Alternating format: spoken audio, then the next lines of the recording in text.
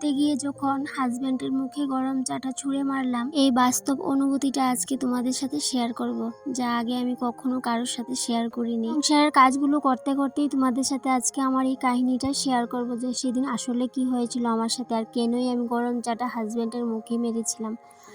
যাই হোক বন্ধুরা, অনেক কথা হবে, তার আগে বলো তোমরা সবাই কেমন আছো।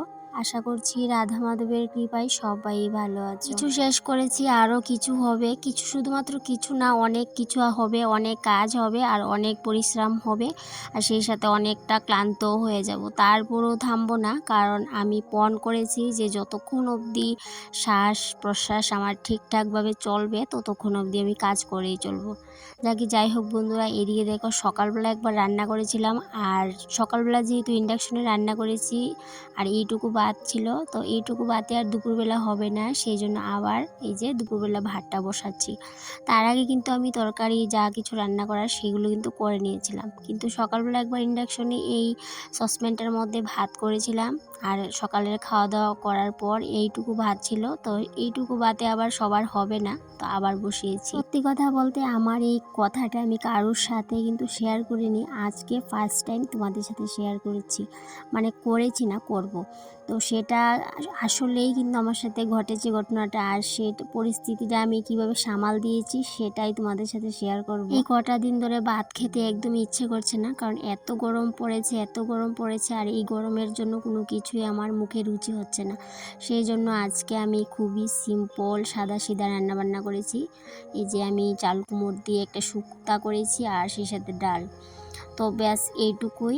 আর এদিকে কারকল সিদ্ধ দিয়ে, যেহেতু সিম্পল রান্নাবান্না চটপট রান্নাটা করে নিয়েছিলাম, তারপর বাসন কুসন ধুয়ে এবার কিন্তু কাজে লেগে পড়বো, যেটা আমি সকালবেলায় প্ল্যান করে রেখেছিলাম। করতে করতে তোমাদের সাথে কথাটা আমি শেয়ার করেই নিই, যেটা মনের মধ্যে আছে এখনো পর্যন্ত জমা, তো আজকের পরে আর মনের মধ্যে এটা জমা থাকবে না, যেহেতু তোমাদের সাথে শেয়ার করে নিচ্ছি। বিয়ের 2 থেকে 3 মাস পরে যখন আমরা এই বাড়িতে প্রথম আসলাম, কারণ আমার বিয়ের পর প্রথম আমি বড় বাসুর বাড়িতে 2-3 মাস ছিলাম, তো সেখান থেকে এই বাড়িতে আসলাম 2 থেকে 3 মাস পর এই বাড়িতে আসলাম। তো এই বাড়িতে আসার পর প্রথম সপ্তাহেই আমি চা করেছিলাম, তো চাটা গ্লাসের মধ্যে ছিল, আর হাজব্যান্ডও বসেছিল, আর সাথে ছিল আমার বড় যা, তো তারা দুইজনে মিলে কথা বলছিল। তো আমি এমনিতেই মজার ছলে চাটা এমনি গ্লাসের মধ্যে ঘুরাচ্ছিলাম, আর এইভাবে হাজব্যান্ডের মুখের সামনে নিয়ে বলছিলাম চাটা তোমার মুখে এখন মানে মারবো, এমনি দুষ্টুমি করে বলছিলাম, সত্যি সত্যি কিন্তু আমি মারবো বলে প্ল্যান ছিল না। বিশ্বাস করবে না বন্ধুরা, দুর্ভাগ্যবশত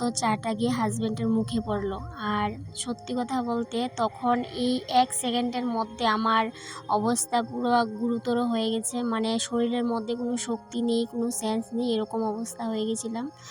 ডরে ভয়ে যাই কিছু বলো না, মানে কি বলবো, মানে তখন আমার পরিস্থিতিটা কে দেখে আমি এতটা ভয় পেয়ে গেছিলাম যে তখন আমাকে কি করবে আর কি বলবে। আর সত্যি কথা বলতে সেদিনকে ভগবান ছিল, চাটা অতটাও গরম ছিল না, সেই জন্য মুখে মানে তেমন কিছু হয়নি, কিন্তু হাজব্যান্ড প্রচণ্ড রকমভাবে রেগে গেছিলো। এক মুহূর্তের জন্য মনে হয়েছিল এখন কি হবে আর আমাকে কি বলবে। তো যাকে ভগবানের অশেষ কৃপায় অনেকটাই রেগে গেছিলো, কিন্তু আমাকে তেমন কিছু বলিনি, যেহেতু মুখের মধ্যে চাটা পড়েছে, একটু তো কষ্ট হয়েছে, কিন্তু চাটা অতটাও গরম না থাকার কারণে তেমন কোনো সমস্যা হয়নি।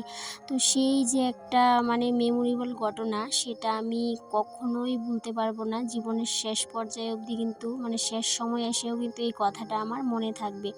তো সেই দিনকে আমি হাজব্যান্ডকে বলছিলাম যে তোমার এই কথাটা মনে আছে নাকি, তো হাজব্যান্ড কিন্তু বেমালুম ভুলে গেছে, কিন্তু আমি তো আর ভুলতে পারলাম না, কারণ এমন একটা ঘটনা আমি সেটা মানে আমি ভুলতেই পারবো না, কারণ এমন একটা কাণ্ড আমি ঘটিয়েছিলাম। তো সেটা থেকে অনেকটাই শিক্ষা হয়েছে যে কখনোই মজার ছলে কোনো কিছুই করতে নেই, মজার ছলে কোনো কিছু করতে গিয়েও কিন্তু আমরা মাঝে মধ্যে বিপদের সম্মুখীন হতে পারি। তো সেই জন্যই বলবো সবাইকে যে মজার ছলে কোনো কিছু যাতে করে আমরা না করি, সেটা দিকে যাতে আমরা খেয়াল রাখি। লাইফের একটা লুকোনো কথা আজকে তোমাদের সাথে শেয়ার করে নিলাম, তবে অনেকে হয়তো বা বলবে যে এই কথাটা আমার বানানো, কিন্তু আসলে এই কথাটা বানানো না, এই কথাটা আসলেই কিন্তু সত্যি ঘটনা। কথা বলতে বলতে আমার রান্নাঘরের এই সাইডটা পুরোটাই কিন্তু পরিষ্কার করে নিয়েছি, কারণ এই টেবিলের নিচটা সেদিনকে পরিষ্কার করেছিলাম, সেটা তোমাদের সাথে শেয়ার করেছিলাম।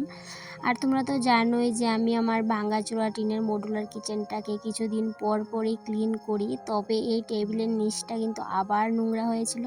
তবে সেদিনকে আমি টিনগুলোকে পরিষ্কার করিনি। আর যেহেতু টিনের ঘর, টিনের ঢেউগুলোর মধ্যে কিন্তু মাকড়ের জাল অনেক হয়েছিল, প্রচুর হয়েছিল, যেগুলো খালি চোখে দেখাই যায় না।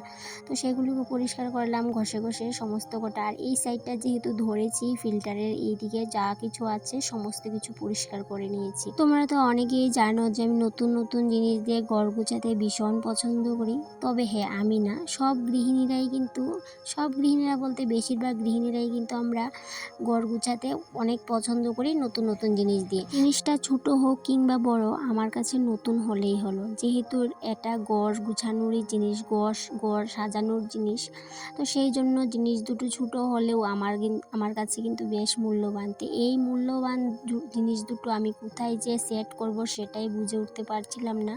তো পরিষ্কার করতে করতে সেটাই ভাবছিলাম যে এই দুটো জিনিস কোথায় সেট করা যায়।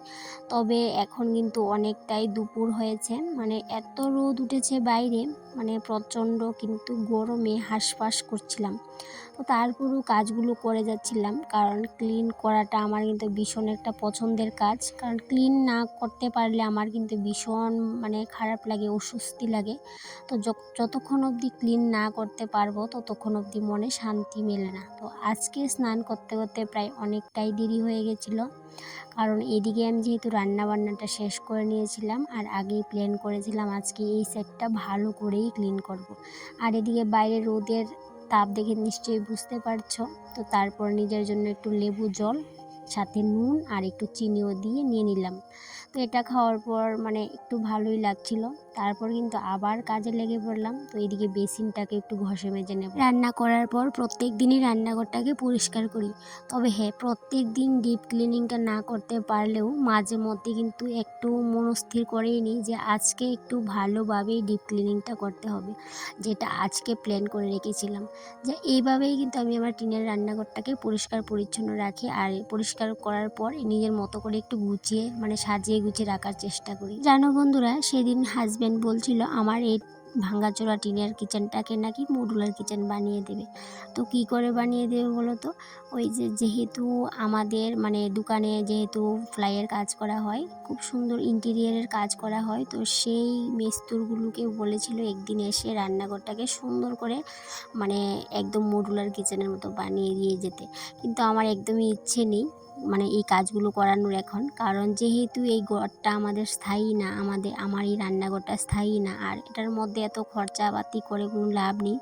সেই জন্যই বলতে পারো আমার তেমন একটা ইচ্ছে নেই, সেই জন্য হাজব্যান্ডকে না করেছি। দেখি এখন কি করে, ও তো আবার যেটা বলে সেটাই করতে চায়, কিন্তু আমার একদমই ইচ্ছে নেই। যেহেতু রান্নাঘরের দেখো কি অবস্থা, এইদিকে মাটি ভেঙে পড়ছে, ওইদিকে মাটি ভেঙে পড়ছে, এমন অবস্থা হয়ে আছে কি বলবো তোমাদের। এদিকে টেবিলের সাইডটা পুরোটাই পরিষ্কার করে টেবিলের উপর যা কিছু ছিল সমস্ত কিছু গুছিয়ে নিয়েছি। আর এই সব কটা কাজ কিন্তু আমি অফ ক্যামেরাই করেছি, কারণ অন ক্যামেরায় কাজগুলো করতে অনেকটাই কষ্ট হয় আর অনেকটাই সময় লাগে। সেই জন্য অন ক্যামেরায় কাজ করা যে কতখানি টাফ, সেটা একমাত্র আমরা যারা ব্লগিং শ্যুট করি ব্লগ শ্যুট করি তারাই বুঝতে পারি।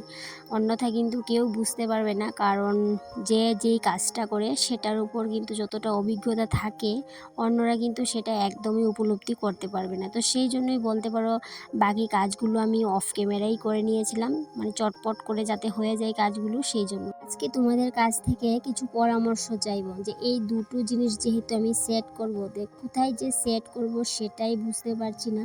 তো ভেবেছিলাম আজকেই সেট করে নেব, কিন্তু আজকে যে ভাবতে ভাবতেই আমার সময়টা কোথা দিয়ে চলে গেল আমি বুঝতেই পারিনি। তোমরা যারা আমার ব্লগিং দেখতে ভালোবাসো বা আমার রান্নাঘরটা দেখতে খুবই পছন্দ করো, তোমাদের কাছে একটাই প্রশ্ন থাকবে আজকে আমার, প্রশ্ন বলবো না, একটাই তোমাদের কাছে থাকবে জানার, যে আমার এই দুটো জিনিস কোথায় সেট করলে ভালো লাগবে। কারণ এই দুটো জিনিসকে আমি কবে থেকেই সেট করব ভাবছিলাম, কিন্তু এইগুলো যে কোথায় সেট করি সেটাই ভেবে উঠতে পারছি না, কারণ এগুলো সেট করার মতো কোথাও আমি জায়গাটা খুঁজে পাচ্ছিলাম না।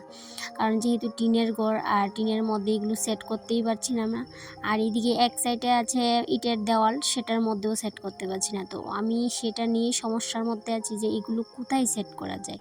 তো প্রথমে টিনের এই সাইডটাতে ভাবলাম যে এদিকে রাখলে কেমন লাগে, তবে অবশ্য ভালোই লাগছিল, কিন্তু এটাকে যে আমি কীভাবে সেট করব সেটাই মাথার মধ্যে আইডিয়া আসছে না। তো তোমরা একটু আইডিয়া দিও তো যে এইগুলোকে আমি কোথায় সেট করি, কীভাবেই সেট করব। তো পরে অবশ্য আমি ওই যে হাতা খুন্তির যে হুকিংটা, সেটাকেও ভাবলাম টিনের মধ্যে লাগাবো, কিন্তু সেটাকে যে কিভাবে আমি লাগাই সেটাই মাথার মধ্যে ওই আইডিয়া কোনো কিছু আসছে না। তো সেই জন্য তোমাদের কাছ থেকে আজকে অনেকগুলো সবার কাছ থেকে পরামর্শ চাইবো যে কোথায় লাগালে ভালো হবে আর কিভাবে লাগালে ভালো হবে।